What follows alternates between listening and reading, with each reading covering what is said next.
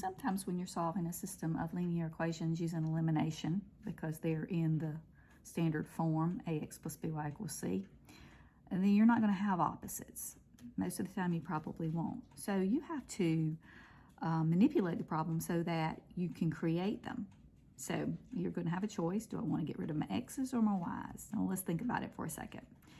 If I get rid of my y's, I need them to become the same number but opposites. I could make these become 20 because 4 and 5 will both go into 20, and that's the smallest number they will go into. I would have to multiply all the top numbers by 4 and all the bottom numbers by 5, and that's fine, that would work.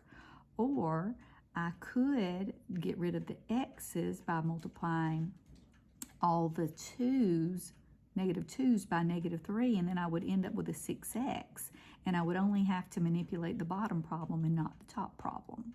So this just takes some practice and a lot of doing to grasp this fully. Let's multiply by 3, negative 3. The reason I need it negative is because a negative and a negative is a positive, and remember I need it to be opposite. If you multiply this by negative 3, you got to multiply this one by negative 3 and this one by negative 3.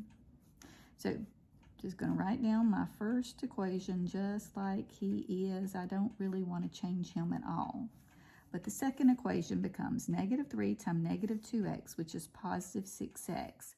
There, I've created my opposites. And then negative 3 times negative 4y is positive 12y. And then 14 times 3, 14 times 3, 42. That's a negative 42. All right, now let's add the problems together by combining them. These are now opposites and cancel. 5y plus 12y is 17y. And then 42 minus 25 is negative 17. I subtract those because the signs are different. See, now I only have one variable to deal with because I've eliminated one of them, and the only way you're going to solve an equation is if you only have one variable. Let's divide by 17. Y equals negative 1. All right, so I've got part of my problem. Now, pick out whichever problem you want to plug that back into, whichever one looks easier, and then solve for x, because we need to know the x. I'm going to take the bottom one, negative 2x minus 4 times negative 1. See, I replace this negative 1 right here, equals 14. We have negative 4 to negative 1, which is positive 4. So negative 2x plus 4 equals 14. Subtract 4 from both sides.